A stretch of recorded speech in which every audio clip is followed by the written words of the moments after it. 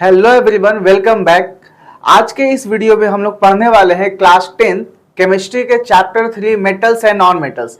इस वीडियो में हम हर वो टॉपिक पढ़ेंगे जो इस चैप्टर से जुड़ा हुआ है और ये चैप्टर आपके exam point of view, board exam point of view से बहुत फायदेमंद साबित होने वाला है। Chemical properties, physical properties, metrology process, etc जो भी टॉपिक्स है इस चैप्टर का अच्छे से डिस्कस किया गया है। तो आप लोग अपने अपने पेन पेपर के साथ हो जाओ तैयार और इस चैप्टर को हम लोग स्टार्ट करते हैं विदाउट वेस्टिंग आवर टाइम।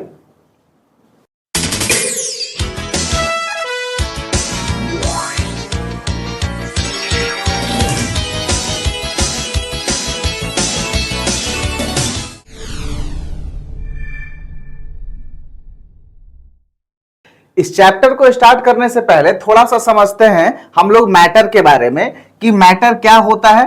तो मैटर होता है anything, any substance which have mass and occupy space. जब हम लोग मैटर को दो पार्ट में क्लासिफाई करते हैं on the basis of purity, तो ये होता है एक प्योर और दूसरा इम्प्योर, जिसको हम लोग बोलते हैं मिक्सचर। ठीक है, अगेन ये जो प्योर है उसको दो पार्ट में बांटते हैं, एलिमेंट एंड कंपाउंड्स में। जब इस एलिमेंट को हम लोग आगे इसके केमिकल प्रॉपर्टीज के आधार पर हम डिवाइड करते हैं तो हमारे पास मिलता है metals, non metals and metalloids. तो यही जो दो वर्ड है मेटल्स एंड नॉन मेटल्स, इसी के बारे में हमको इस पूरे चैप्टर में पढ़ना है। यानी कि मैटर का जो प्योर वाला फॉर्म है, प्योर फॉर्म का एलिमेंटल फॉर्म, ठीक है, वही क्या है, metals and non metals. It means metals and non metals are the pure form of the matter. इसी के बारे में हमको इस पूरे चैप्टर में पढ़ना है। तो स्टार्ट करते हैं with the very basic definition of metal. Metal क्या है? एक प्रकार का एलिमेंट है जिसके एटम के पास में इतना एबिलिटी है कि वो अपने आउटर मोस्ट इलेक्ट्रॉन को लूज करके क्या कर सकता है, पॉजिटिव चार्ज केटायन बना सकता है। ठीक है, डेफिनेशन देखते हैं मेटल्स का। Metals are those elements whose atoms have ability to lose electrons and form positive charge, और positive charge को बोलते हैं हम लोग cations। For example, सोडियम एक मेटल है, इसका कॉन्फ़िगरेशन होता है 281। ये सबसे आउटर मोस्ट है इलेक्ट्रॉन, इसको बोलते हैं हम लोग वैलेंस इलेक्ट्रॉन। और जब ये लूज हो जाएगा तो ये बचेगा सिर्फ 2 और 8, जिसके कारण से ये जो सोडियम एटम है will convert into sodium ion Na+। तो ऐसा करने का एबिलिटी जिस भी एलिमेंट के एटम के पास होता है उस एलिमेंट को हम लोग मेटल्स बोलते हैं। ठीक है, जैसे aluminium, iron, sodium, calcium, gold, silver, इस तरह से नियर अबाउट पूरे पीरियोडिक टेबल में 94 टोटल मेटल्स अवेलेबल है। कुछ मेटल्स नेचुरली अकर करते हैं, कुछ मेटल्स को हमने आर्टिफिशियली बनाया है। ठीक है, अगर हम बात करें उसके कैरेक्टरिस्टिक्स के बारे में तो वैलेंस इलेक्ट्रॉन जो होता है मेटल्स का, उसमें होता है 1, 2 या फिर 3 होगा। जैसे सोडियम में 1 है, मैग्नीशियम के आउटर मोस्ट में कितना हो जाएगा, 2 हो जाएगा, एल्यूमिनियम के आउटर मोस्ट में हो जाएगा 3, 2, 8 एंड 3। तो ये 2 इलेक्ट्रॉन को लूज करेगा और ये बनाएगा Mg2+। सिमिलरली ये 3 इलेक्ट्रॉन को लूज करेगा और ये बनाएगा Al3+ एल्यूमिनियम का आयन। सो यहां पे 1 इलेक्ट्रॉन लूज किया गया, 2 इलेक्ट्रॉन लूज किया गया, 3 इलेक्ट्रॉन लूज किया गया, तो number of लूज्ड electron by the atom is called valency. तो हम बोल सकते हैं कि मेटल्स के जो वैलेंसी होते हैं वो 1, 2 और 3 होते हैं और लूज करके वो पॉजिटिव चार्ज बना रहे हैं। So metals are electropositive in nature, हम ऐसा बोल सकते हैं। ठीक है, नेक्स्ट अगर पीरियोडिक टेबल में बात करें तो ये जितना रेडेड सैडेड वाला पार्ट है पूरे पीरियोडिक टेबल का, जो रेड से सैडेड एलिमेंट है, ये सब का सब क्या है, मेटल्स है। रेड वाला पार्ट क्या है, सब का सब मेटल्स है। ठीक है, अगर हम बात करें तो यहां पे ये एस ब्लॉक में मिलेगा, ये पूरा का पूरा क्या है, डी ब्लॉक, और यहां पे थोड़ा सा आपको मिलेगा पी ब्लॉक में, और बाकी नीचे का एफ ब्लॉक पूरा भरा पड़ा हुआ है हमारे मेटल के साथ में ही। अगर हम बात करें अकरेंस ऑफ मेटल्स के बारे में कि ये मेटल नेचर में कैसे एग्जिस्ट करते हैं, तो on the basis of their reactivity metals कुछ ज्यादा रिएक्टिव होते हैं, कुछ लो रिएक्टिव होते हैं। तो इनके रिएक्टिविटी के आधार पर ये दो तरह से पाए जाते हैं, एक तो कंबाइंड स्टेट में और दूसरा फ्री स्टेट में। फ्री स्टेट यानी कि नेटिव स्टेट में, अपने ओरिजिनल फॉर्म में। तो अगर यहां पे देखते हैं, अगर ये कंबाइंड फॉर्म में है, इसका मतलब ये ऐसे मेटल्स होंगे जो हाईली रिएक्टिव होंगे। सो highly reactive metals exist in combined state, जैसे सोडियम, मैग्नीशियम, एल्यूमिनियम, कैल्शियम, ये सब हाईली रिएक्टिव मेटल्स के कैटेगरी में आते हैं और ये कंबाइंड फॉर्म में मिलते हैं NaCl के फॉर्म में, सोडियम कार्बोनेट के फॉर्म में और सल्फेट के फॉर्म में, ऑक्साइड्स के फॉर्म में भी आपको मिल जाएंगे। ठीक है, यानी carbonate form, sulphate form, oxide form, इसी सब फॉर्म में आपको कंबाइंड रूप में नेचर में मिलेंगे। कुछ मेटल्स ऐसे भी होते हैं जो लीस्ट रिएक्टिव होते हैं, वो किसी के साथ कंबाइन नहीं होते, वो फ्री स्टेट में एग्जिस्ट करते हैं, जैसे गोल्ड, सिल्वर, प्लैटिनम, मर्क्यूरी, ये सब जो है वो फ्री स्टेट में एग्जिस्ट करते हैं। कुछ ऐसे भी है जैसे कॉपर और सिल्वर, ये दोनों ही स्टेट में एग्जिस्ट करते हैं, मतलब फ्री स्टेट में भी as well as combined state में भी एग्जिस्ट करते हैं। अगर बात करें हम लोग फिजिकल प्रॉपर्टीज ऑफ मेटल्स के बारे में, तो पहला प्रॉपर्टीज है फिजिकल स्टेट। फिजिकल स्टेट का मतलब solid, liquid, gas, room temperature पर मेटल किस फॉर्म में एग्जिस्ट करता है, उसी को बोलते हैं हम लोग उसका फिजिकल स्टेट। अगर कोई मेटल्स सॉलिड में एग्जिस्ट कर रहा है तो हम बोलेंगे कि वो उसका स्टेट क्या है, सॉलिड है, फिजिकल स्टेट सॉलिड है। कोई लिक्विड में है तो लिक्विड बोलेंगे, कोई गैस है तो गैस बोलेंगे। ठीक है, तो ऐसा देखा जाता है कि मोस्टली मेटल्स जो होते हैं वो रूम टेम्परेचर पर सॉलिड के फॉर्म में एग्जिस्ट करते हैं, लेकिन इसके कुछ एक्सेप्शंस भी हैं। मर्क्यूरी एक ऐसा मेटल्स है जो रूम टेम्परेचर पर लिक्विड के फॉर्म में एग्जिस्ट करता है। मोस्टली मेटल्स जो होते हैं स्ट्रेंथ वाइज वेरी हार्ड होते हैं, बट सोडियम, पोटेशियम, ये जो है ये सॉफ्ट मेटल्स के कैटेगरी में आते हैं। ये इतने सॉफ्ट होते हैं कि इसे हम चाकू से भी काट सकते हैं और ये आसानी से कट भी जाते हैं। हालांकि ये दोनों मेटल्स हाईली रिएक्टिव होते हैं और ये आसानी से एयर, ठीक है, वाटर के साथ में रिएक्शन करते हैं बहुत तेजी के साथ, और ये इतना तेजी के साथ करते हैं कि इनमें से जो हाइड्रोजन रिलीज होता है वो हाइड्रोजन तुरंत ही क्या कर लेता है, आग पकड़ लेता है। ठीक है, तो इससे बचने के लिए सोडियम, पोटेशियम जैसे मेटल्स को हम लोग रखते हैं किरोसिन ऑयल में। ठीक है, दूसरा प्रॉपर्टीज है मेल्टिंग एंड बॉइलिंग पॉइंट। अब मेटल्स जब हार्ड है, यानी कि इसके बीच में इंटरमॉलिक्यूलर फोर्स बहुत ही तगड़ा होगा, बहुत ही तेज होगा, जिसके वजह से इनका मेल्टिंग एंड बॉइलिंग पॉइंट बहुत ज्यादा होता है। जैसे अगर बेरिलियम मेटल्स के बारे में बात करें तो इसका मेल्टिंग पॉइंट है 1287, ठीक है, 1287 डिग्री सेल्सियस। अगर बॉइलिंग पॉइंट के बारे में बात करें तो 2472 डिग्री सेल्सियस, इतना हाई है। ठीक है, बट कुछ ऐसे भी मेटल्स हैं जैसे सोडियम, पोटेशियम, ये बहुत सॉफ्ट है, इसीलिए इनका मेल्टिंग एंड बॉइलिंग पॉइंट क्या होता है, लो होता है। इवन गैलियम एंड सीजियम, दो ऐसे मेटल्स है, इनका बॉइलिंग मेल्टिंग पॉइंट बहुत बहुत लो होता है। अगर हम इसको अपने हाथ पे रखें, पाम पे रखें, तो अपने बॉडी टेम्परेचर जितना ही वो टेम्परेचर पे क्या हो जाएगा, मेल्ट हो जाएगा। यानी गैलियम, सीजियम का मेल्टिंग पॉइंट बहुत लो होता है, नियर अबाउट बॉडी टेम्परेचर के आसपास। ठीक है, 37 डिग्री सेल्सियस अगर इसको मिलेगा तो ये क्या हो जाएगा, मेल्ट हो जाएगा।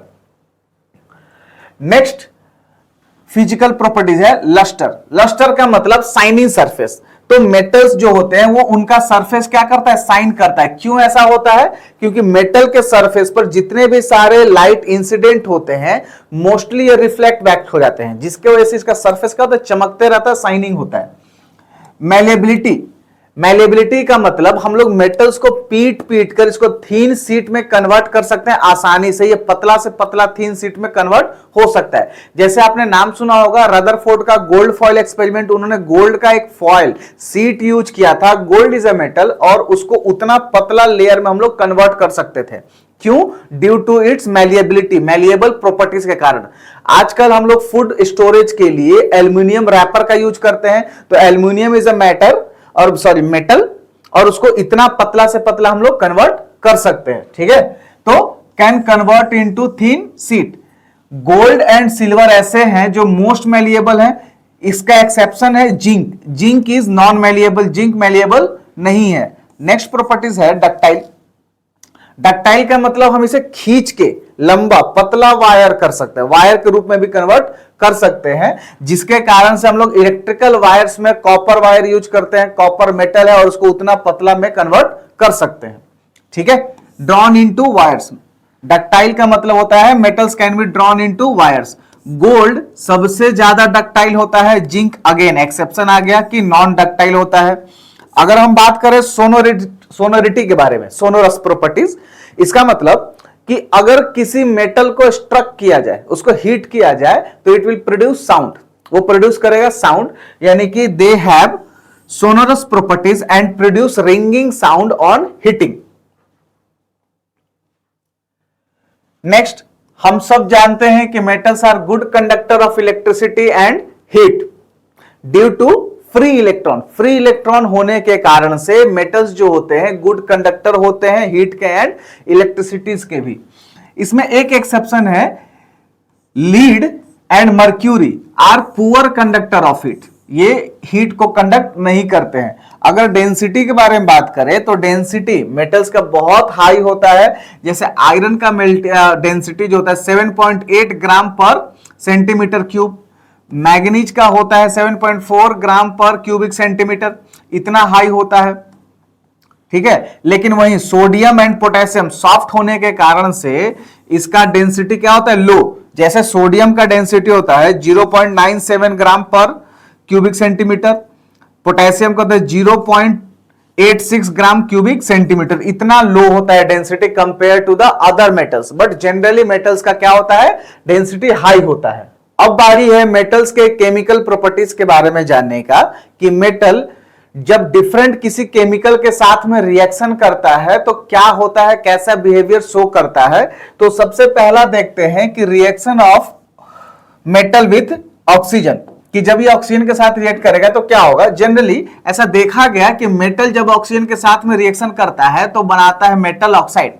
So when metal reacts with the oxygen it produces metallic oxide. जब ये मेटालिक ऑक्साइड को पानी के साथ में डिसॉल्व करके एक सॉल्यूशन तैयार किया जाता है, एक्वस सॉल्यूशन, तो उस एक्वस सॉल्यूशन का जो नेचर होता है वो होता है बेसिक नेचर, यानी कि मेटल ऑक्साइड का जो नेचर है वो कैसा है, बेसिक है। क्यों? क्योंकि जब हम इसमें लिटमस ले जाएंगे तो लिटमस जो हो जाएगा वो रेड से हो जाएगा ब्लू में कन्वर्ट, रेड टू ब्लू में कन्वर्ट हो जाएगा litmus. Acid base and salt में हम लोग पढ़े थे लिटमस, लिटमस शो करता है ब्लू कलर इन बेसिक मीडियम। तो अगर लिटमस को हम लोग इस सॉल्यूशन के साथ में इंटरेक्ट कराते हैं तो रेड से कन्वर्ट हो जाएगा ब्लू। इट मींस इंडिकेट कर रहा है कि वो जो सॉल्यूशन तैयार हुआ है किसका, एक्वस सॉल्यूशन मेटल ऑक्साइड का, वो है बेसिक नेचर का। जैसे एग्जांपल के तौर पे सोडियम और ऑक्सीजन को मिलाएं तो सोडियम ऑक्साइड बना। अब जब इस सोडियम ऑक्साइड को पानी के साथ मिलाकर हम एक्वस सॉल्यूशन तैयार किए तो वो बना सोडियम हाइड्रोक्साइड, और सोडियम हाइड्रोक्साइड क्या होता है, बेसिक नेचर का होता है। ठीक है, सिमिलरली मैग्नीशियम को जब हम बर्न करते हैं इन एयर, यानी ऑक्सीजन के साथ में जब ये हीट करते हैं तो ये बनाता है मैग्नीशियम ऑक्साइड, और ये होता है बहुत ही मतलब क्या बोलते हैं इसको, व्हाइट डीजलिंग फ्लेम के साथ में बर्न होता है और ये व्हाइट ऐश बनता है, व्हाइट ऐश प्रोड्यूस होता है, पाउडर के फॉर्म में होता है। जब इस पाउडर को यानी मैग्नीशियम ऑक्साइड को पानी में डालकर बनाते हैं हम लोग मैग्नीशियम हाइड्रोक्साइड, और ये शो करता है फिर वही बेसिक नेचर, यानी कि मेटल के जो ऑक्साइड होते हैं वो बेसिक नेचर के होते हैं। कुछ ऐसे भी मेटल्स होते हैं जो एम्फोट्रिक ऑक्साइड्स होते हैं, यानी कि एम्फोट्रिक नेचर शो करते हैं। एम्फोट्रिक नेचर का मतलब वैसा नेचर जो एसिड के जैसा भी बिहेव करता है और बेसिक के जैसा बिहेव करता है। ठीक है, कैसे बिहेव करेगा, इट मींस वो ऑक्साइड जो होगा sometimes will behave like a acid and sometime will behave like a base. ठीक है, can react with both acid and base. अगर एसिड के साथ में रिएक्ट कर रहा है इट मींस इटसेल्फ बेस के जैसा बिहेव कर रहा है, और अगर बेस के साथ रिएक्ट कर रहा है इट मींस वो खुद एसिड के जैसा बिहेव कर रहा है। कुछ ऐसे ही हमारे पास लिस्टेड है जो ये दो कॉमन पढ़ना है आपको, aluminium oxide and zinc oxide. इसके अलावा भी लीड ऑक्साइड, स्टेनिक ऑक्साइड होते हैं।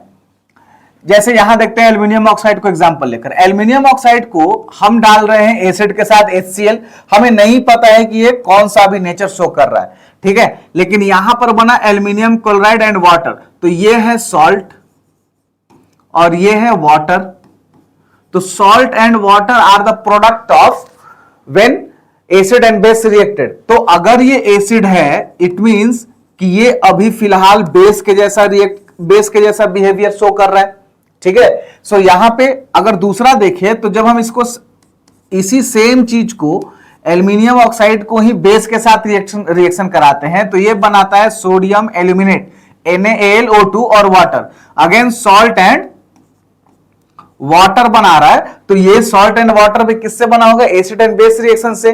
तो अगर ये बेस है, इसका मतलब ये क्या है, अभी एसिड के जैसा बिहेव कर रहा है। तो इस दो रिएक्शन से हमने देखा कि एल्यूमिनियम ऑक्साइड सेम कभी बेस के जैसा बिहेव कर रहा है तो कभी एसिड के जैसा बिहेव कर रहा है। तो इस तरह के बिहेवियर को बोलते हैं हम लोग एम्फोट्रिक नेचर। क्लियर बात। नेक्स्ट प्रॉपर्टीज के बारे में बात करें कि मेटल्स कैसे रिएक्ट करता है वाटर के साथ, तो it depends on the reactivity, ठीक है। हाईली रिएक्टिव मेटल्स जो होते हैं वो मेटल के साथ में जब पानी का रिएक्शन होता है तो ये फॉर्म करते हैं metal hydroxide and hydrogen gas. Least reactive या फिर लो रिएक्टिव मेटल्स जब पानी के साथ में रिएक्शन करते हैं तो ये बनाते हैं metal oxide and hydrogen gas, ठीक है। एग्जांपल के तौर पे potassium comes under the category of highly reactive metals, और highly reactive metals जो है वो कोल्ड वाटर के साथ भी अच्छे से रिएक्ट करके potassium hydroxide and hydrogen gas release करेगा। कैसे पता चलेगा हाइड्रोजन गैस, तो ये पता चलेगा पॉप साउंड वाले टेस्ट से, ठीक है। कुछ मेटल्स ऐसे हैं, मैग्नीशियम को जब हम हॉट वाटर के साथ में रिएक्शन कराते हैं तो ये बनता है magnesium hydroxide and hydrogen gas. But जब इसी मैग्नीशियम को हम लोग स्टीम के साथ में रिएक्शन कराते हैं तो ये बनाता है magnesium oxide and hydrogen gas, ठीक है। कुछ और मेटल्स अगर हम देखें तो जिंक और आयरन, इसको जब हम स्टीम के साथ में रिएक्शन कराते हैं तो ये बनाता है उसका oxide, zinc oxide and iron oxide along with the hydrogen gas. Clear है। सो मेटल्स जब वाटर के साथ रिएक्शन करते हैं तो it depends on the reactivity order of the metals. Highly reactive metals produces metal hydroxide and hydrogen gas, low reactive metal produces metal oxide and hydrogen gas, ठीक है। Next properties है metals कैसे reaction करता है acid के साथ, तो ये हम लोग पिछले chapter acid base and salt में भी देखे थे कि जब एसिड और मेटल आपस में रिएक्ट करते हैं तो ये बनाते हैं metal salt and hydrogen gas. कैसे होता है, तो ये मेटल जो होता है एसिड में से इस H को क्या कर देता है, रिप्लेस कर देता है, डिस्प्लेस कर देता है, और ये क्या बन जाता है, मेटालिक एसिड और हाइड्रोजन गैस रिलीज होता है। मेटालिक सॉल्ट एसिड के साथ जब रिएक्ट करते हो metallic salt and hydrogen gas release करेगा। जैसे एल्यूमिनियम एसिड के साथ रिएक्शन किया तो ये इसको रिप्लेस कर दिया और ये बन गया AlCl3 एंड H2 गैस अलग हो गया। सिमिलरली मैग्नीशियम ऑल्सो रिप्लेस कर दिया हाइड्रोजन को H2SO4 में से, तो ये बना MgSO4 और हाइड्रोजन गैस। जिंक भी डिस्प्लेस कर दिया HCl में से H को और ये बना ZnCl2 एंड हाइड्रोजन गैस। लेकिन एक ऐसा मेटल है, मतलब वैसे मेटल्स जो लिस्ट रिएक्टिव होते हैं यानी कि रिएक्टिविटी ऑर्डर में हाइड्रोजन से नीचे आते हैं, they are not capable to displace hydrogen from the acid, so there is no reaction taking place. Okay, when metals are more reactive than the hydrogen, then reaction will take place. If metal is less reactive than hydrogen, then no reaction will take place. ठीक है, when metal जब acid के साथ reaction करते हैं तब। Next है reaction of metal with salt solution of other metal. यहां पर highly reactive and low reactive वाला कॉन्सेप्ट आया कि मेटल जब ये मैग्नीशियम को कॉपर सल्फेट के साथ रिएक्शन कराते हैं तो हम यहां पर देखते हैं कि magnesium is more reactive than copper, जिसके कारण से ये इसको क्या करेगा, डिस्प्लेस करेगा और बना लेगा मैग्नीशियम सल्फेट, और कॉपर जो ये सॉलिड के फॉर्म में अलग हो जाएगा। सिमिलरली जिंक और आयरन में zinc is more reactive than iron, तो ये इसको डिस्प्लेस करेगा और बनेगा ZnSO4 zinc sulphate and iron. यहां पे सिल्वर एंड कॉपर के बीच में सिल्वर जो होता है वो लेस रिएक्टिव होता है कॉपर से, तो ये इसको हटा नहीं पाता है, जिसके कारण से कोई रिएक्शन नहीं हो पाता है। अगर वहीं हम कुछ बात करें reaction of metals with the chlorine, तो ये सोडियम और क्लोरीन रिएक्शन करेगा तो क्लोराइड बनाएगा, कैल्शियम क्लोरीन क्लोराइड बनाएगा, calcium chloride, magnesium and chlorine magnesium chloride बनाएगा। तो जब मेटल क्लोरीन के साथ में रिएक्शन करते हैं तो with the help of ionic bond ये बना लेते हैं उस मेटल के क्लोराइड का फॉर्म। नेक्स्ट बारी है यूजेस ऑफ मेटल्स के बारे में समझने का, कि कुछ मेटल्स का हम लोग यूज देखते हैं, जैसे गोल्ड सिल्वर प्लैटिनम का यूज होता है ज्वेलरी को बनाने में, ऑर्नामेंट्स को बनाने में, जो सब लोग हम लोग जानते भी हैं, ठीक है। सोडियम, टाइटेनियम, जिरकोमियम, ये सब ऐसे भी होते हैं मेटल्स जो कि यूज करते हैं हम लोग एटॉमिक स्पेस प्रोजेक्ट्स में। आयरन का यूज करते हैं, बहुत वाइड इसका यूज है, रेलवे के फॉर्म में, स्टील के फॉर्म में, ये सब हम लोग इसका यूज करते हैं। कुछ ऐसे sodium, magnesium, potassium, calcium, iron, ये सब जो होते हैं मिनरल्स के फॉर्म में हमारे लिविंग बॉडी में भी अवेलेबल होते हैं। यूरेनियम का इस्तेमाल हम लोग करते हैं न्यूक्लियर फ्यूल के तौर पे, ठीक है, और वेपन के तौर पे एटॉमिक बॉम्ब या फिर हाइड्रोजन बॉम्ब बनाने के लिए। तो अब बारी है नॉन मेटल्स के बारे में समझने का, कि नॉन मेटल्स क्या होता है। तो नॉन मेटल्स जस्ट अपोजिट होता है मेटल्स का। मेटल्स वैसा एलिमेंट होता था जिसके एटम्स में इतना एबिलिटी होता था कि वो इलेक्ट्रॉन को लूज करके पॉजिटिव चार्ज बनाए। सिमिलरली नॉन मेटल्स ऐसा एलिमेंट होता है जिसके एटम के पास में इतना एबिलिटी होता है कि वो इलेक्ट्रॉन को गेन कर सकता है, इलेक्ट्रॉन को गेन करे और as a result negative charge ion बनाए, जिसको हम लोग बोलते हैं एनायन। फॉर एग्जांपल, अगर ऑक्सीजन है, इसका आउटर मोस्ट में 2,6, इसमें अगर हम 2 इलेक्ट्रॉन को जोड़ दे, ठीक है, तो यहां पर इसका कॉन्फ़िगरेशन हो जाएगा 2,8 and it will just like 2-, ठीक है, ऑक्सीजन 2-। तो ये हो गया एनायन ऑफ ऑक्सीजन और ये है एटम ऑफ ऑक्सीजन। कुछ एग्जाम्पल्स के बारे में बात करें नॉन मेटल्स का, तो oxygen, hydrogen, chlorine, sulphur, P4 यानी phosphorus, carbon, fluorine, bromine, etc। यहां पर हमने जो नीचे 2, 4, 8 लिखा है, इसका मतलब यह है कि ये नेचर में इसी फॉर्म में एग्जिस्ट करता है, जैसे oxygen, hydrogen, chlorine, fluorine, bromine, iodine, ये सब कुछ ऐसे नॉन मेटल्स हैं जो डाइएटॉमिक फॉर्म में एग्जिस्ट करते हैं। सिमिलरली फास्फोरस के एक मॉलिक्यूल में 4 फास्फोरस एटम आपस में टेट्राहेड्रन रूप में क्या होते हैं, कंबाइंड होते हैं, ठीक है, तो ये फास्फोरस मॉलिक्यूल। सिमिलरली सल्फर के एक मॉलिक्यूल में सल्फर के 8 एटम एक क्राउन शेप में क्या होते हैं, कंबाइंड होते हैं, तो दिस इज सल्फर मॉलिक्यूल। कुछ कैरेक्टरिस्टिक्स के बारे में बात करें नॉन मेटल्स के एटम्स के बारे में, तो नॉन मेटल्स के एटम्स के आउटर मोस्ट में 4, 5, 6, 7 इलेक्ट्रॉन होते हैं और ये वैलेंसी शो करते हैं ताकि उनका आउटर मोस्ट का कॉन्फ़िगरेशन कितना हो जाए, 8 हो जाए, ठीक है, 6 था 8 हो जाए, जिसके लिए इसने 2 इलेक्ट्रॉन को गेन किया और ये हो गया इसका वैलेंसी, कि अपने आउटर मोस्ट में जो भी इलेक्ट्रॉन पड़ा हुआ है उसको 8 बनाने के लिए वो कितना इलेक्ट्रॉन को गेन करना पड़ेगा, ठीक है, 4 है तो 4 गेन करना पड़ेगा, 5 है तो 3 गेन करना पड़ेगा, 6 है तो 2 गेन करना पड़ेगा, 7 है तो 1 गेन करना पड़ेगा, ताकि आउटर मोस्ट में कितना हो जाए, 8 इलेक्ट्रॉन हो जाए और वो स्टेबल हो जाए।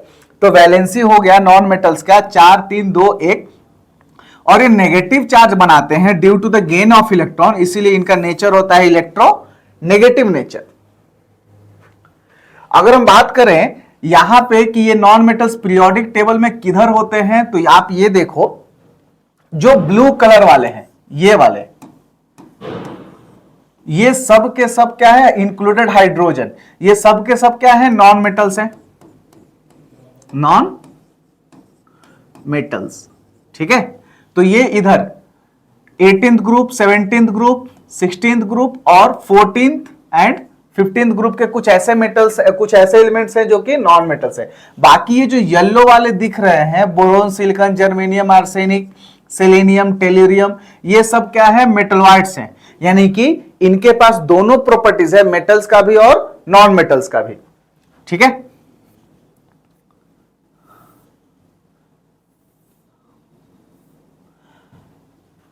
नेक्स्ट है नॉन मेटल्स के अकरेंस के बारे में अगर समझते हैं तो ऑक्सीजन सबसे ज्यादा अकर करता है और ये पूरे अर्थ क्रस्ट का मास का 46.6% खुद ऑक्सीजन है।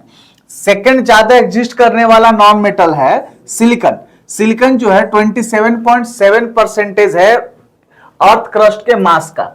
इसके बाद में नाइट्रोजन, ऑक्सीजन ये एयर के फॉर्म में मिलते हैं, हाइड्रोजन ऑक्सीजन वाटर में मिलते हैं और वाटर सी के फॉर्म में मिलता है, ओशियन सी, ओशियन जो कि पूरे अर्थ एटमॉस्फेयर, पूरे अर्थ के लैंड का, पूरे अर्थ का 71% क्या है, सिर्फ ओशियन।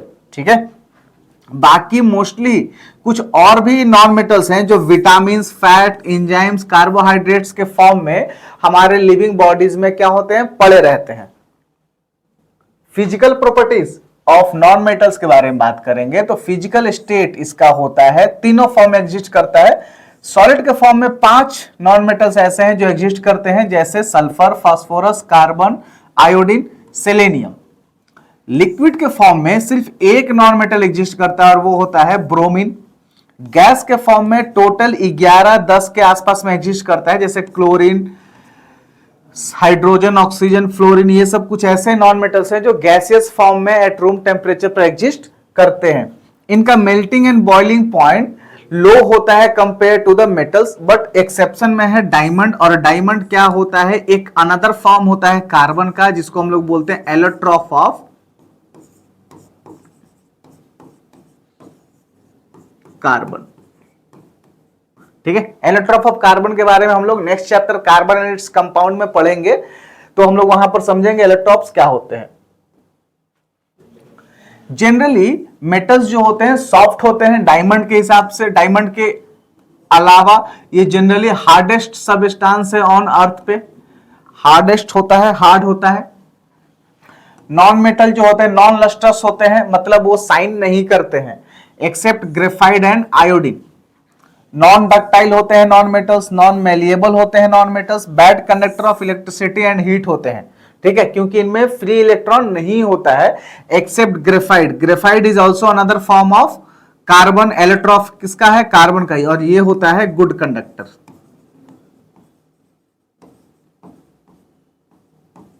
Of electricity.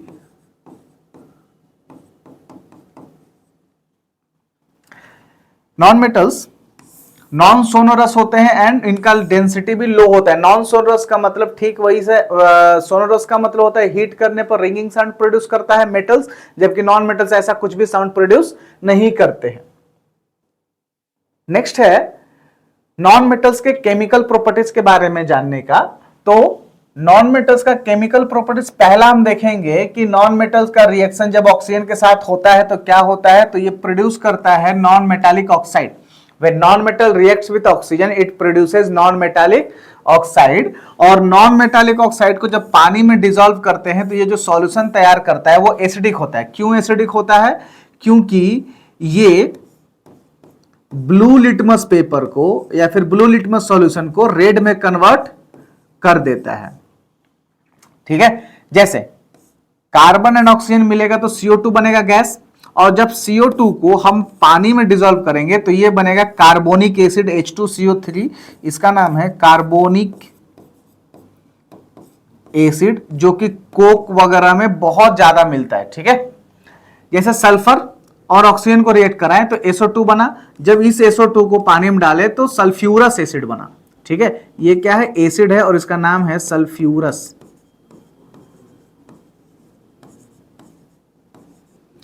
बट कुछ ऐसे नॉन मेटल्स के ऑक्साइड भी होते हैं जो एसिडिक नहीं होते हैं, न्यूट्रल होते हैं। जैसे अगर कार्बन के साथ में लिमिटेड एयर यानी लिमिटेड ऑक्सीजन सप्लाई किया जाए तो ये बनेगा कार्बन मोनोऑक्साइड, और ये होता है न्यूट्रल, एसिडिक नहीं होता है। सिमिलरली सोडियम का ऑक्साइड, सॉरी ये नाइट्रोजन का ऑक्साइड एंड NO2, N2, ये सब क्या होते हैं, हम लोग हमारे न्यूट्रल नेचर के होते हैं। नेक्स्ट है जब नॉन मेटल पानी के साथ रिएक्शन करता है तो generally most of the non metals reaction नहीं करते हैं, जैसे sulphur water no reaction, carbon water no reaction. ठीक है, नॉन मेटल्स का एसिड के साथ में reaction again same no reaction, क्योंकि जितने भी सारे नॉन मेटल्स हैं वो लीस्ट रिएक्टिव होते हैं हाइड्रोजन से, और वो एसिड में जो हाइड्रोजन पड़ा हुआ है उसको डिस्प्लेस नहीं कर पाते हैं। That's why as a result there is no reaction between the non metal and acid. जब हम इनका सॉल्यूशन के साथ में, सॉल्ट सॉल्यूशन के साथ में रिएक्शन कराते हैं तो फिर वही सेम रिएक्शन होता है, just like a single displacement reaction, कि मोर रिएक्टिव नॉन मेटल्स जो होगा वो लेस रिएक्टिव मेटल्स को डिस्प्लेस कर देगा उसके सॉल्ट सॉल्यूशन में से। तो उससे पहले हमको, जैसे हम लोगों ने पढ़ा था मेटल्स के रिएक्टिविटी सीरीज के बारे में, तो उसी तरह से नॉन मेटल्स का भी रिएक्टिविटी सीरीज होता है, और वो कुछ ऐसे है, ठीक है। सबसे हाईली रिएक्टिव नॉन मेटल्स जो है वो fluorine, then after chlorine, bromine, fluorine, chlorine, oxygen, bromine, iodine, sulphur and phosphorus. Phosphorus कौन सा? रेड वाला, व्हाइट वाला नहीं। तो नीचे, ऊपर से जब नीचे आते हैं तो हम लोग को क्या मिलता है? लीस्ट रिएक्टिव मिलते जाते हैं। मोस्ट रिएक्टिव ऊपर में है और नीचे में क्या है? Least reactive. तो रिएक्टिविटी ऑर्डर क्या हो रहा है? डिक्रीज हो रहा है, ठीक है। जैसे क्लोरीन NaBr के साथ जब रिएक्शन करेगा तो क्लोरीन ज्यादा रिएक्टिव है ब्रोमीन के साथ में, तो इसको डिस्प्लेस करके NaCl और Br2 बनाएगा। फ्लोरीन आयोडीन के साथ में जब रिएक्शन करेगा तो HI के साथ में जब रिएक्शन करेगा तो इसको क्या कर देगा? डिस्प्लेस कर देगा। Fluorine will displace HI from, fluorine will displace I from HI and as a result it will form HF and I2।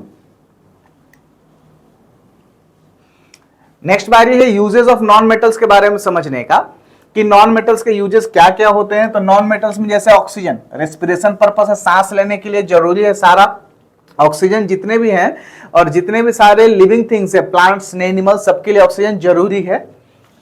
Carbon CO2 के फॉर्म में फोटोसिंथेसिस के लिए बहुत जरूरी है, फोटोसिंथेसिस फॉर द प्लांट्स।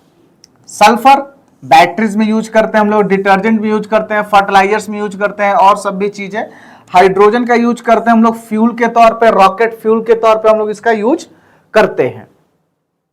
अब देखते हैं कि मेटल्स एंड नॉन मेटल्स आपस में कैसे इंटरेक्ट करते हैं, आपस में कैसे रिएक्शन करते हैं। तो मेटल होता है इलेक्ट्रो पॉजिटिव नेचर का, नॉन मेटल्स होता है इलेक्ट्रो नेगेटिव नेचर का। तो जब ये पॉजिटिव नेचर और नेगेटिव नेचर आपस में इंटरेक्ट करेगा तो यहां पर एक दूसरे के साथ बहुत ही हेवी अट्रैक्टिव फोर्स के साथ दोनों बंध जाएंगे, और इस फोर्स को बोलते हैं हम लोग आयनिक बॉन्ड। देखते हैं कैसे। सबसे पहले मेटल्स को हम उसके केटायंस के फॉर्म में चेंज करेंगे और नॉन मेटल्स को सबसे पहले एनायन के फॉर्म में चेंज करेंगे, तब जाकर ये मेटल्स एंड नॉन मेटल्स के बीच में एक पर प्लस और एक पर माइनस चार्ज आएगा। तो इस प्लस एंड माइनस के कारण से एक अट्रैक्टिव फोर्स बनेगा जिसको हम लोग बोलते हैं आयनिक बॉन्ड, ठीक है। बॉन्ड क्या होता है? तो एक अट्रैक्टिव फोर्स होता है जो दो या दो से अधिक स्पीसीज को एक साथ एक स्टेबल यूनिट में बांध के रखता है, ठीक है। उसमें से एक बॉन्ड का टाइप है आयनिक बॉन्ड, जो एग्जिस्ट करता है बिटवीन द आयंस, ठीक है। केटायन और एनायन को बांध के रखने वाला ये बॉन्ड का नाम क्या है? Ionic bond. और इसका दूसरा नाम है हमारा इलेक्ट्रोवैलेंट बॉन्ड। इस बॉन्ड के बंधने के कारण से जो कंपाउंड बन के तैयार होगा उस कंपाउंड का नाम है आयनिक कंपाउंड। और इस आयनिक कंपाउंड में क्योंकि आयनिक बॉन्ड है इसीलिए इस कंपाउंड का नाम है आयनिक कंपाउंड। इसका दूसरा नाम इलेक्ट्रोवैलेंट कंपाउंड भी होता है, और इसके एक मॉलिक्यूल को हम बोलते हैं formula unit. Formula unit example समझते हैं। जैसे सोडियम और क्लोरीन, ये दो अलग अलग मेटल्स एंड नॉन मेटल्स हैं। जब ये आपस में कंबाइन होंगे तो कैसे होंगे? देखिए, सोडियम, इसका कॉन्फ़िगरेशन होता है 2 8 1। जब ये एक इलेक्ट्रॉन को लूज करेगा तो ये बनेगा Na+ और इसका कॉन्फ़िगरेशन हो जाएगा 2,8। सिमिलरली क्लोरीन, इसका कॉन्फ़िगरेशन होता है 2 8 7। तो जब ये एक इलेक्ट्रॉन को गेन करेगा तो ये बन जाएगा Cl- और इसका कॉन्फ़िगरेशन हो जाएगा 2 8 8। तो ये वाला जो एक इलेक्ट्रॉन था इसने इसको दे दिया और वो कहां आकर ऐड हो गया? यहां पे आकर ऐड हो गया, ठीक है। So sodium losses 1 electron and that 1 electron is gain by the chlorine, और ये हो गया ये। तो जब ये दोनों आपस में रिएक्शन करेगा और कंबाइन करेगा तो बन जाएगा NaCl, ठीक है। इसको कैसे हम दिखा सकते हैं? तो ऐसे दिखा सकते हैं कि Na के आउटर मोस्ट में एक इलेक्ट्रॉन जो लूज करने वाला है और Cl के ऊपर में ऐसे ट्रांसफर हो गया। तो आयनिक बॉन्ड एक ऐसा बॉन्ड है which is formed between the cations and anions due to the transfer of electron from the cations to the anions, और ये इसका डॉट स्ट्रक्चर है, और ये बन गया हमारा NaCl sodium chloride, sodium chloride. और इसी बॉन्ड को हम बोलते हैं आयनिक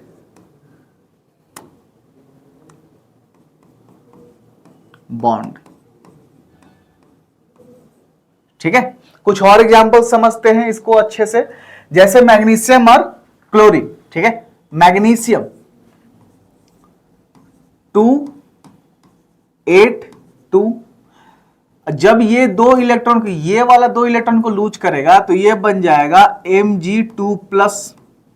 ठीक है, सिमिलरली क्लोरीन का होता है 287, जब ये एक इलेक्ट्रॉन गेन करेगा तो ये बन जाएगा Cl-। मतलब ये हुआ कि मैग्नीशियम को दो इलेक्ट्रॉन लूज करना है, एक क्लोरीन एक ही इलेक्ट्रॉन ले सकता है, तो इसके लिए ये एक ले लिया। ठीक है, एक और क्लोरीन आएगा दूसरे वाले इलेक्ट्रॉन को लेने के लिए, तो ऐसे बनेगा, और ये बन गया हमारा एक Mg और दो क्लोरीन। फॉर्मूला जब लिखते हैं तो हम सबसे पहले लिखते हैं इलेक्ट्रोपॉजिटिव मेटल्स एंड उसके बाद में इलेक्ट्रोनेगेटिव स्पीशीज के बारे में। तो ये बन गया मैग्नीशियम क्लोराइड, मैग्नीशियम क्लोराइड। ठीक है, एक और एग्जांपल आपके साथ में है सोडियम। सोडियम को कॉन्फ़िगरेशन करते हैं तो ये एक इलेक्ट्रॉन को लूज करेगा और ये बन जाएगा Na+। ठीक है, ऑक्सीजन का कॉन्फ़िगरेशन 2,6, ये दो इलेक्ट्रॉन को गेन करके ये बनेगा O2-। ठीक है, देखिए सोडियम एक इलेक्ट्रॉन लूज करने चाहता है लेकिन ऑक्सीजन लेना चाहता है दो इलेक्ट्रॉन, तो ये एक ऑक्सीजन, एक सोडियम से एक इलेक्ट्रॉन को ऑक्सीजन ले लेगा। ठीक है, दूसरा सोडियम और आएगा अपना एक इलेक्ट्रॉन लेकर उसी ऑक्सीजन को देने के लिए, तो ये हमारा बन गया Na इस बार 2 है और एक ऑक्सीजन है, इसको हम लोग बोलते हैं सोडियम ऑक्साइड।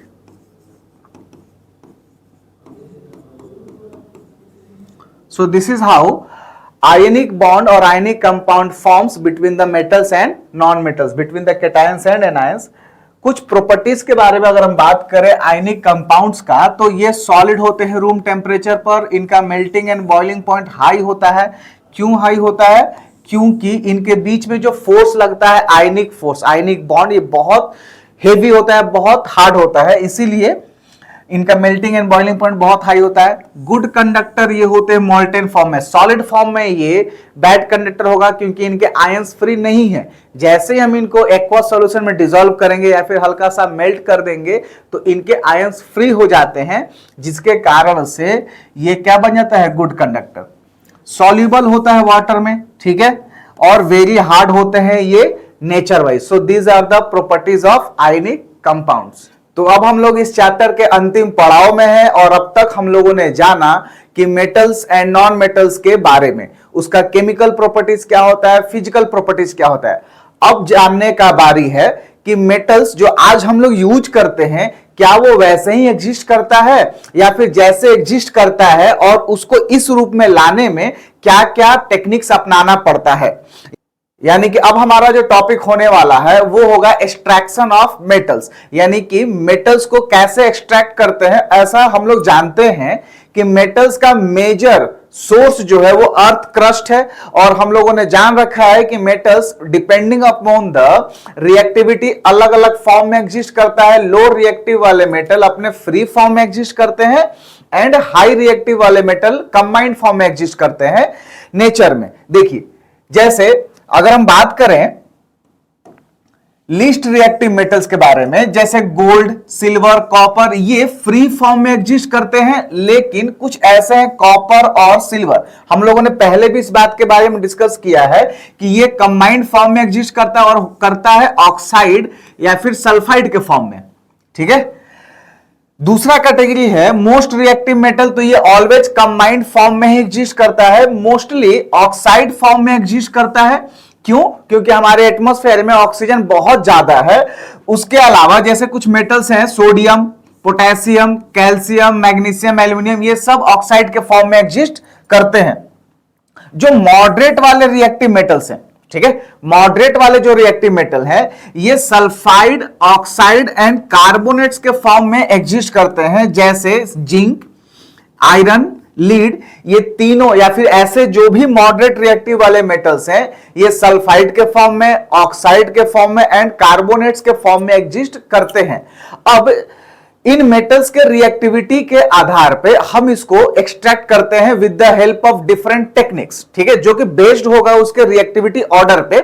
जैसे हाई रिएक्टिव वाले मेटल्स के लिए हम लोग कुछ टेक्निक लगाएंगे, मॉडरेट वाले के लिए कुछ टेक्निक लगाएंगे एंड लीस्ट रिएक्टिव वाले के लिए कुछ टेक्निक लगाएंगे। तो जो प्रोसेस है, इन सारे प्रोसेस को कंबाइंडली हम लोग बोलते हैं मेटलर्जी, ठीक है। यहां पे जैसे मिनरल, ठीक है, हम सबसे पहले अर्थ के क्रस्ट पे वैसे जगह का पता लगाते हैं जहां पर मेटल्स के मिलने का संभावना सबसे अधिक है, ठीक है। एक इलाके में जहां पर मेटल बहुत अधिक पाया जा रहा है, उस पूरे इलाके को हम लोग डिग करते हैं, उसको खोदते हैं, उसमें से माइनिंग करते हैं। तो उस पूरे इलाके में हम क्या करते हैं, मेटल्स को अर्थ के क्रस्ट में से निकालते हैं और उसको बोलते हैं हम लोग माइनिंग प्रोसेस या फिर माइन, ठीक है। जब माइनिंग करेंगे तो हमें दिखेगा कि एक पर्टिकुलर प्लेस पर किसी एक मेटल का बहुत ज्यादा अमाउंट है, ठीक है, उसको हम लोग बोलते हैं मिनरल्स, ठीक है। मिनरल्स का मतलब ऐसा एलिमेंट या फिर कंपाउंड का फॉर्म जो कि नेचुरली अर्थ क्रस्ट में एग्जिस्ट करता है, ठीक है। अगर इतना दूर में ये माइन है तो यहां पर मिनरल है, यही मिनरल है, ये मिनरल है और ये मिनरल है, ठीक है। इसमें अगर एक्स एटम का या फिर एक्स टाइप ऑफ मेटल का संख्या बहुत अधिक है, अमाउंट ज्यादा है, तो इसमें वाई का ज्यादा है, ठीक है। इसी तरह से सब कंबाइंड फॉर्म में एग्जिस्ट करता है। इस चीजों को बोलते हैं हम लोग मिनरल। अब हम सारे मिनरल में से किसी एक मेटल्स को नहीं निकाल सकते हैं, क्योंकि बहुत कॉम्प्लिकेटेड होगा, या फिर हो सकता है किसी एक मिनरल में एक पर्टिकुलर टाइप ऑफ मेटल का अमाउंट बहुत कम है, तो उसको निकालना हमारे लिए प्रॉफिटेबल भी नहीं होगा।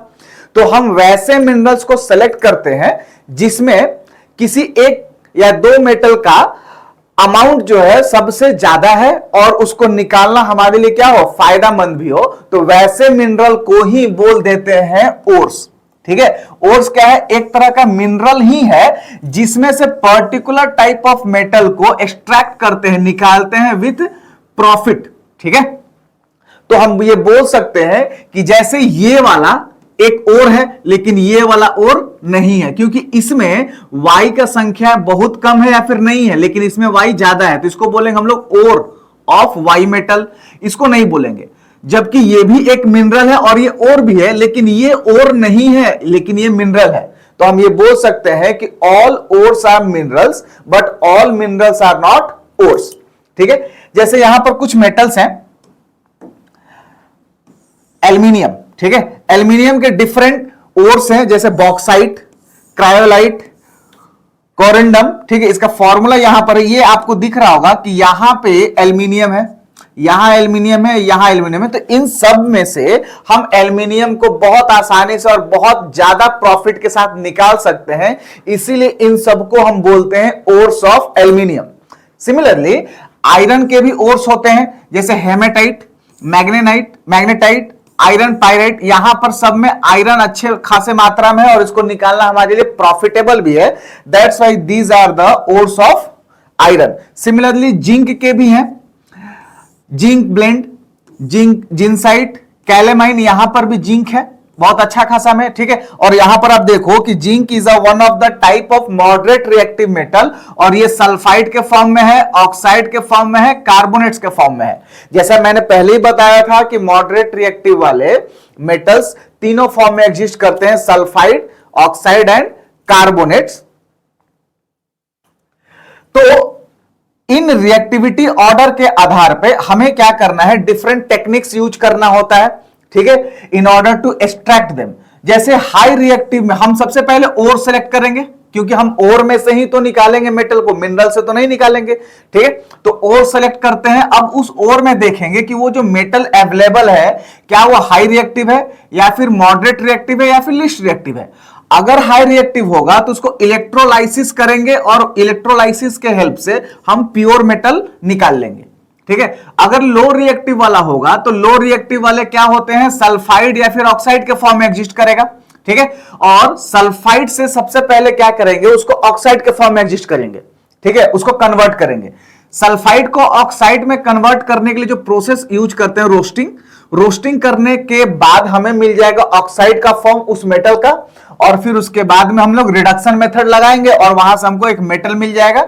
लेकिन ये जो मेटल मिलता है ये प्योर नहीं मिलता, ये थोड़ा सा इम्प्योर मिलता है, इसीलिए इसके बाद में थोड़ा सा हम रिफाइनिंग प्रोसेस करते हैं ताकि इसके बाद में हमको क्या मिलेगा, प्योर मेटल मिल सके। अब बात करते हैं अगर मॉडरेट रिएक्टिव वाला होगा, तो मॉडरेट रिएक्टिव वाला होगा या तो कार्बोनेट के फॉर्म में या तो सल्फाइड के फॉर्म में या तो ऑक्साइड के फॉर्म में होगा। तो अगर ऑक्साइड के फॉर्म में होगा तो डायरेक्ट रिडक्शन मेथड लगा देंगे। ठीक है, अगर कार्बोनेट या फिर सल्फाइड के फॉर्म में है तो हम उसको कन्वर्ट करते हैं ऑक्साइड के फॉर्म में। ठीक है, कार्बोनेट से ऑक्साइड में बदलने के लिए जो प्रोसेस यूज करते हैं उसको बोलते हैं कैल्सिनेशन, और सल्फाइड से ऑक्साइड में कन्वर्ट करना है तो उसको बोलते हैं रोस्टिंग। ठीक है, आप समझिए कि कार्बोनेट के फॉर्म में है, सल्फाइड के फॉर्म में एंड ऑक्साइड के फॉर्म में है, तो ऑक्साइड के फॉर्म में से मेटल्स को एक्सट्रैक्ट करना ज्यादा इजी है compare to the sulphide form and carbonate form. ठीक है, तो इसीलिए कार्बोनेट एंड सल्फाइड वाले को हम लोग सबसे पहले कन्वर्ट करते हैं ऑक्साइड फॉर्म से, देन ऑक्साइड के बाद फिर लगा देंगे रिडक्शन मेथड, ताकि ये जो मेटल के साथ में ऑक्सीजन है यहां पर जो मिलेगा, इस मेटल को, इस ऑक्सीजन को निकाल देंगे। तो removal of oxygen is called reduction. तो इसीलिए हम लोग मेटल का क्या कराएंगे, रिडक्शन। और रिडक्शन कराने के बाद अगेन हमें जो मेटल मिलेगा वो तो प्योर मेटल मिलेगा नहीं, वो थोड़ा सा इम्प्योर होगा। दैट्स वाई हम लोग लगाएंगे रिफाइनिंग प्रोसेस, और रिफाइनिंग प्रोसेस के बाद में हमको क्या मिल जाएगा, pure metal. So this is overall flow chart. ठीक है, कि कैसे किसी मेटल्स को based on the reactivity order हम लोग एक्सट्रैक्ट कर सकते हैं। ठीक है, यहां पे बात करेंगे पूरा प्रोसेस आइडेंटिफिकेशन से लेकर फाइनली तक। सबसे पहले हम लोग उस इलाके के बारे में पता करेंगे जहां पर कोई मेटल्स अवेलेबल है, उस इलाके को बोल देते हैं हम लोग माइन। और जो प्रोसेस करते हैं, माइनिंग का मतलब अर्थ क्रस्ट से मेटल के मिनरल्स को निकालना, इज कॉल्ड माइनिंग। माइनिंग दो तरह का होता है, open pit and deep pit, जो कि हमको इसमें पढ़ना नहीं है। जब माइनिंग के हेल्प से हम लोगों ने क्या निकाला, बड़े बड़े लम्प्स निकाले, बड़े बड़े टुकड़े निकाले मिनरल्स का, तो उसको क्या करेंगे, साइजिंग करेंगे, यानी कि बड़े बड़े टुकड़े को छोटे छोटे में कन्वर्ट करेंगे with the help of crusher machine. इसको बोलते हैं crushing.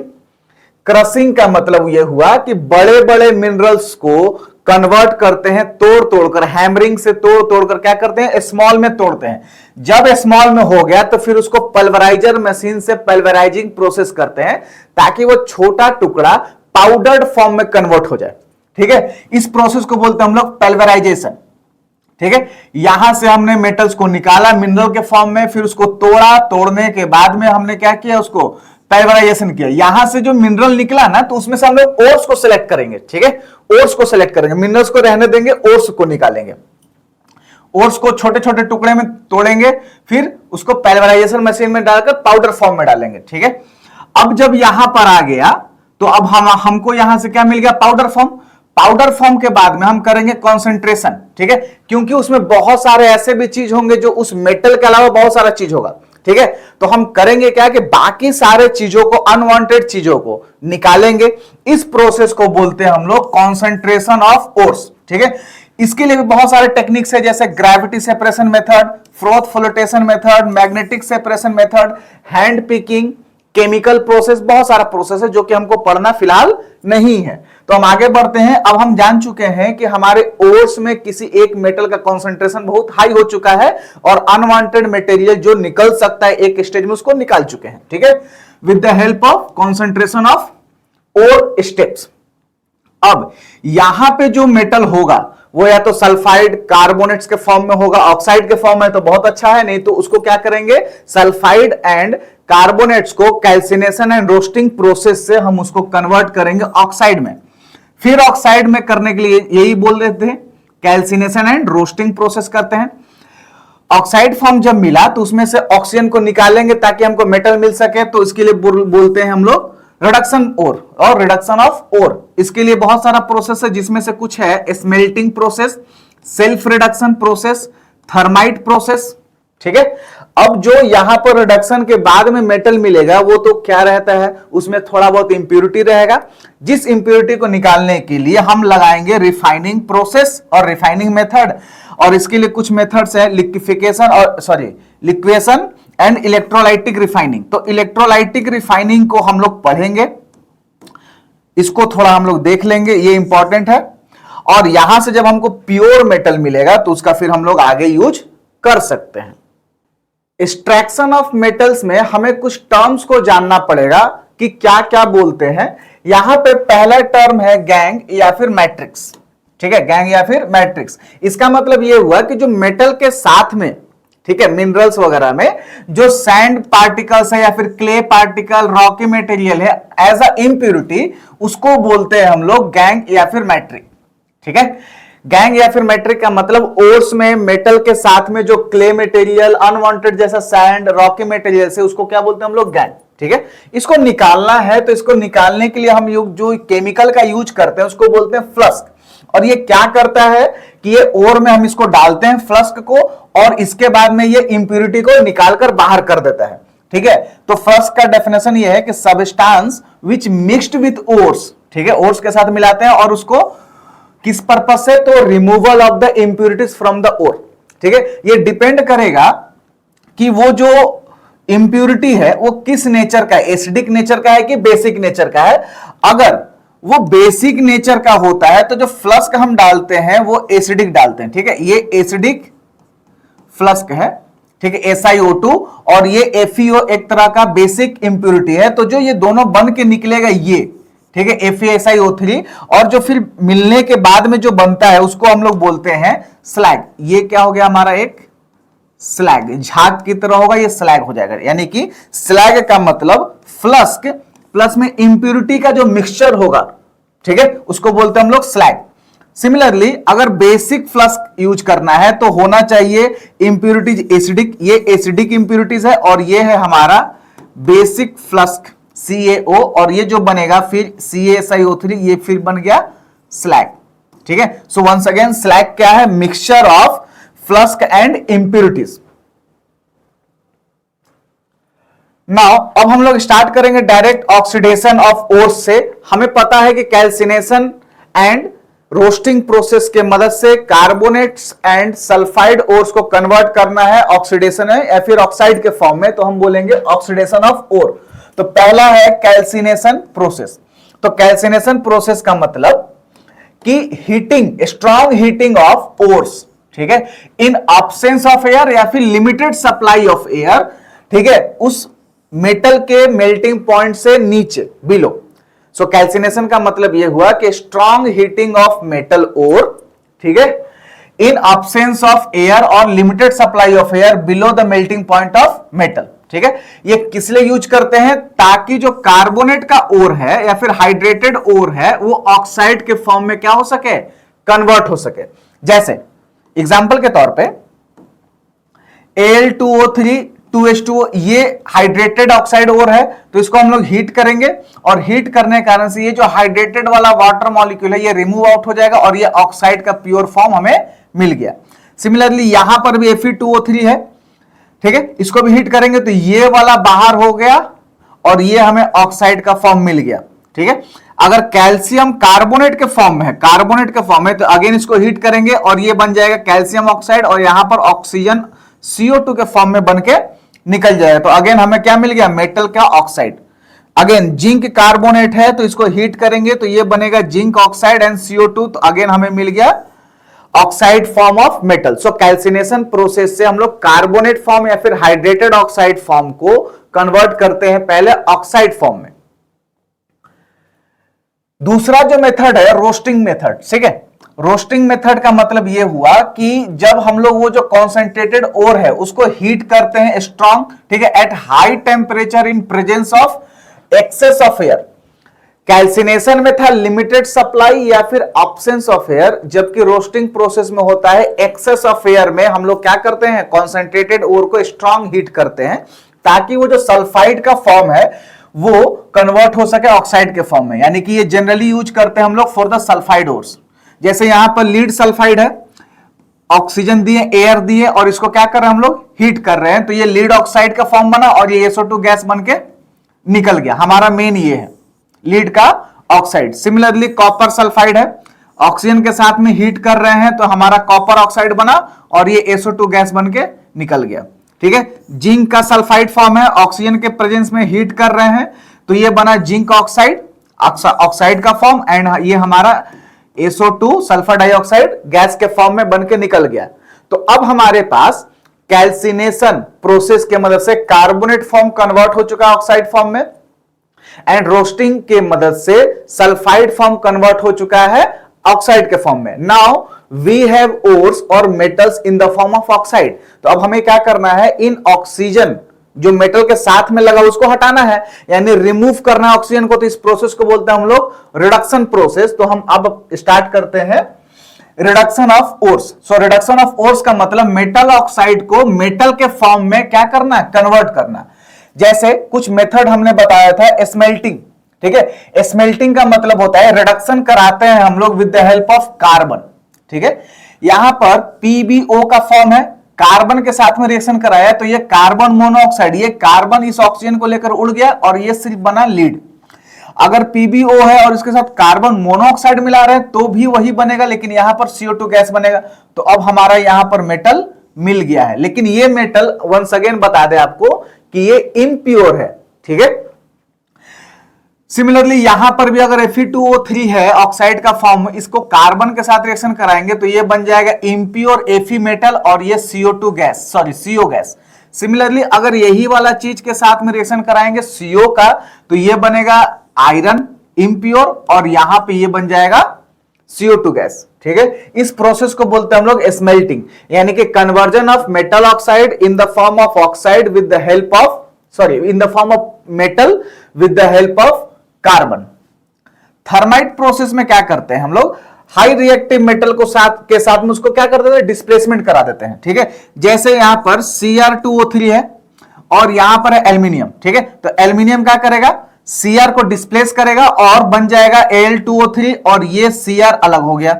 Similarly aluminium is more reactive than iron, तो क्या करेगा, एल्यूमिनियम आयरन को हटा देगा और आयरन को अलग कर देगा और खुद ऑक्सीजन के साथ में मिलकर Al2O3 बन जाएगा। तो अगेन हमको यहां पर मेटल मिल गया। ठीक है,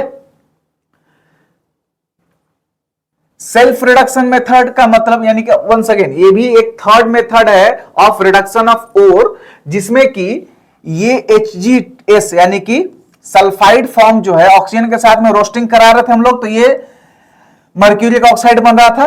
ठीक है, मर्क्यूरी को हमने कहां से निकाला है, सिनेबार के एक ओर से। ठीक है, मर्क्यूरी का ओर को बोलते हैं हम लोग सिनेबार, HgS।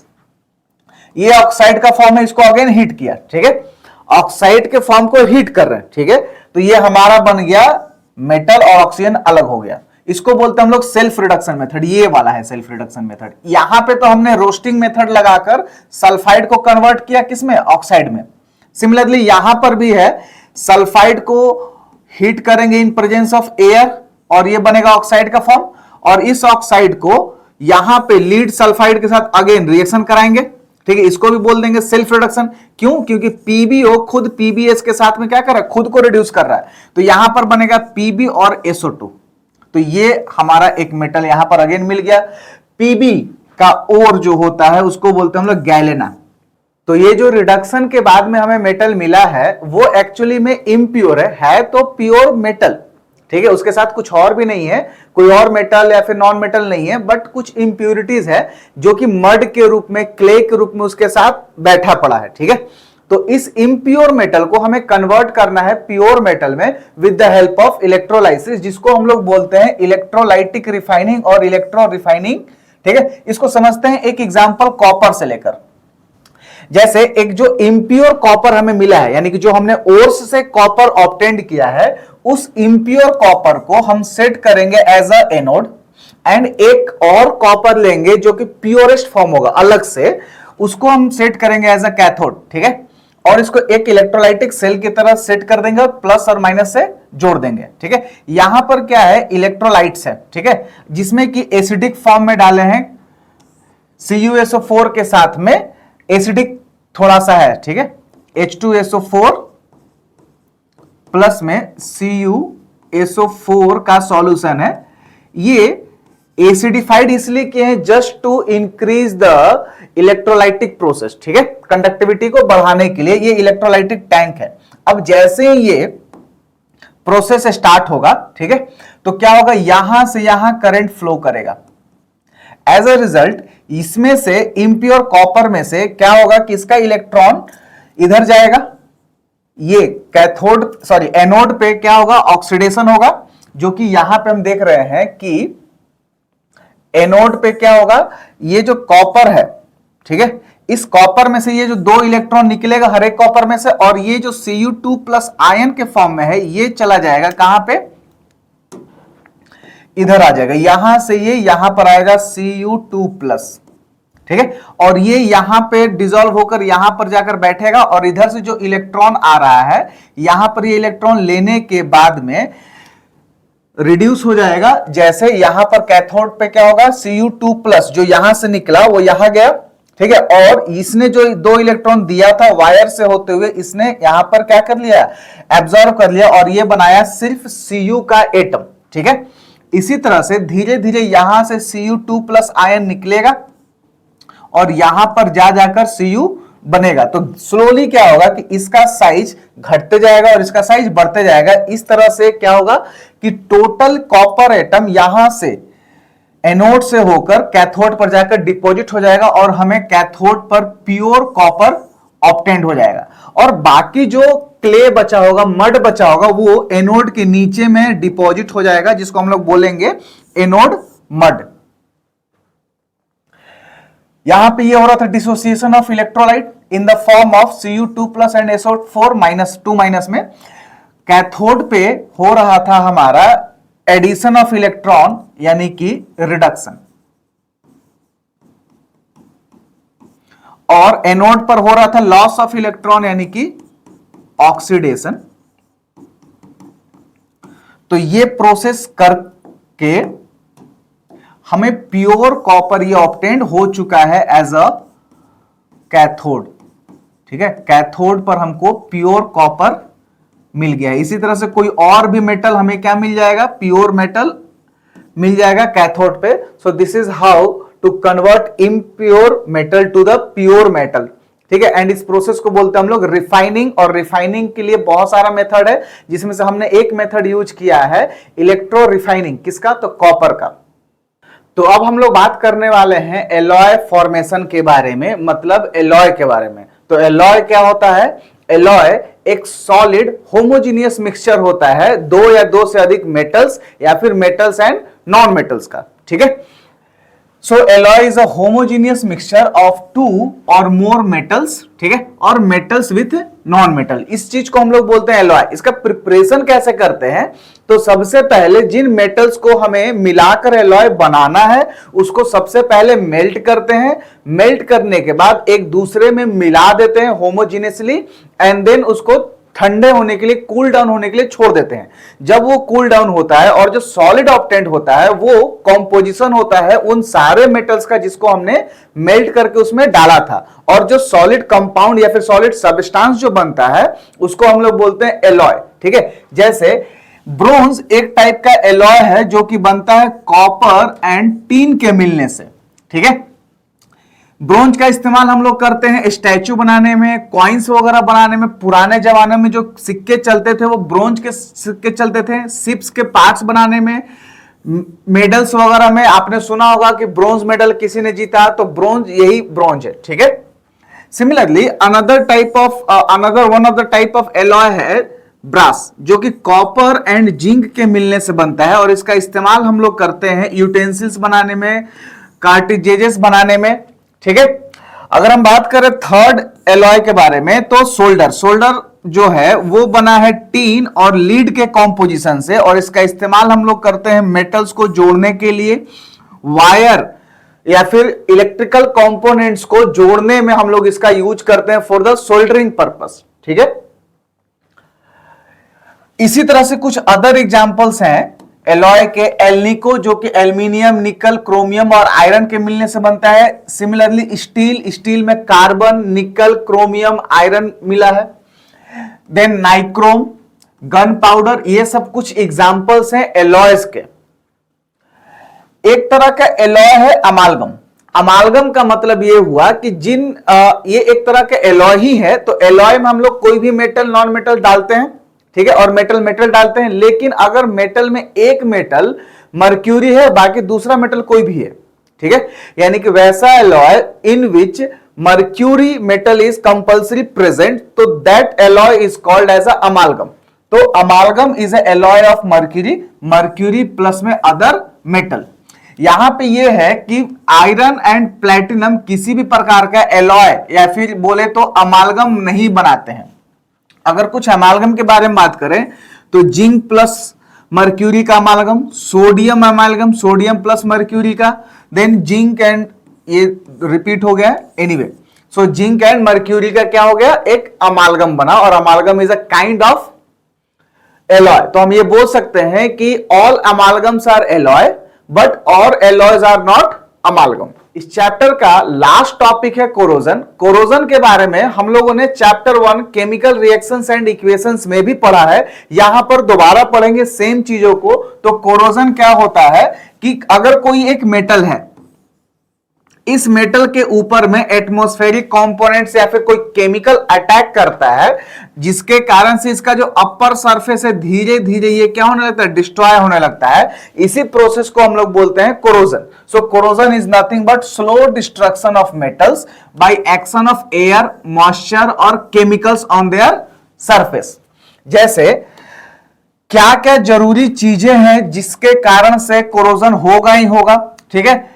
तो एक तो है ऑक्सीजन यानी एयर का प्रेजेंस होना बहुत जरूरी है, इसके अब्सेंस में ये कभी भी कोरोजन होगा नहीं। सिमिलरली मॉइस्चर, ये दो ऐसे इनिशियल कंडीशंस हैं जिसके कारण से ही और जिसके प्रेजेंस में ही कोरोजन होगा, नहीं तो नहीं होगा।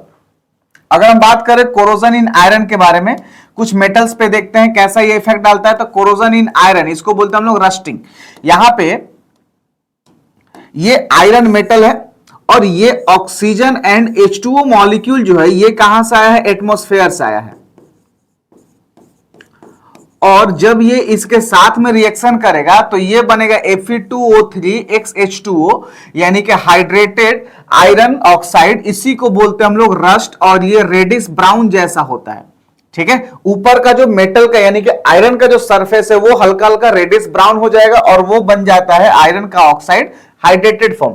यहां पर हमने X इसलिए लगाया है क्योंकि एटमॉस्फेयर में H2O का जो परसेंटेज है या फिर अमाउंट है वो टाइम टू टाइम वेरी करता है। कब कैसा मॉइस्चर रहेगा, मॉइस्चर अगर एटमॉस्फेयर में बहुत ज्यादा है तो X का वैल्यू बहुत ज्यादा होगा, और मॉइस्चर कम है तो X का वैल्यू बहुत कम होगा।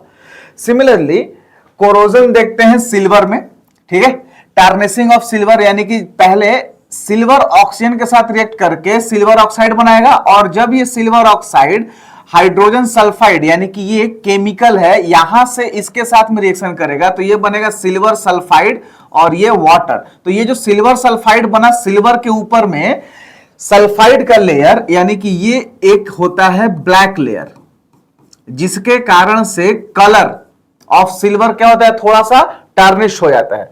Similarly corrosion in copper, so copper भी एक तरह का लो रिएक्टिव मेटल है, but oxygen, CO2 and H2O ये तीनों कहां से मिलेगा, एटमॉस्फेयर से मिलेगा। और इससे जब कॉपर मेटल रिएक्ट करेगा तो ये बनाएगा बेसिक कॉपर कार्बोनेट, जिसके कारण से एक ग्रीन लेयर कॉपर के सरफेस के ऊपर में क्या हो जाता है, डिपॉजिट हो जाता है, ठीक है। और इसको बोलते हैं हम लोग कोरोजन ऑफ कॉपर। इसके कारण से, रस्टिंग के कारण से बहुत हार्म होता है मेटल्स का, यानी कि आयरन का, और most of the things iron से ही बने होते हैं। तो ये बहुत जरूरी हो जाता है कि हम अपने मेटल्स के आर्टिकल्स, मेटल्स के आइटम्स को बचा कर रखें फ्रॉम द रस्टिंग। तो बचाने के लिए जो कुछ प्रिवेंशन मेथड्स हैं रस्टिंग से बचने का, ठीक है। पहला ये है कि पेंट अप्लाई कर सकते हैं हम लोग मेटल के ऊपर में, यानी कि आयरन के ऊपर में जब पेंट लगा देते हैं तो आयरन का और ऑक्सीजन या फिर H2O मॉलिक्यूल का डायरेक्ट कांटेक्ट नहीं हो पाता है, जिसके कारण से कोरोजन प्रोसेस क्या होता है, रुक जाता है, थोड़ा सा स्लो डाउन हो जाता है। सिमिलरली आयरन के ऊपर में ऑयलिंग या फिर ग्रीसिंग कर सकते हैं, गैल्वेनाइजेशन कर सकते हैं। गैल्वेनाइजेशन का मतलब लेयर ऑफ जिंक, इसका हम लोग डिपोजिशन कर देते हैं आयरन से। तो होता क्या है कि जब हम जेडन का लेयर आयरन के ऊपर चढ़ाते हैं तो जब ऑक्सीजन इस पर अटैक करेगा तो ये ऑक्साइड बनाएगा, न कि आयरन। तो आयरन के ऊपर में जिंक का ऑक्साइड बन जाता है और ये जिंक का ऑक्साइड प्रोटेक्ट करता है आयरन को फ्रॉम द फर्दर कोरोजन से। सिमिलरली हम चाहें तो आयरन के ऊपर में टिन प्लेटिंग कर सकते हैं, क्रोमियम प्लेटिंग कर सकते हैं।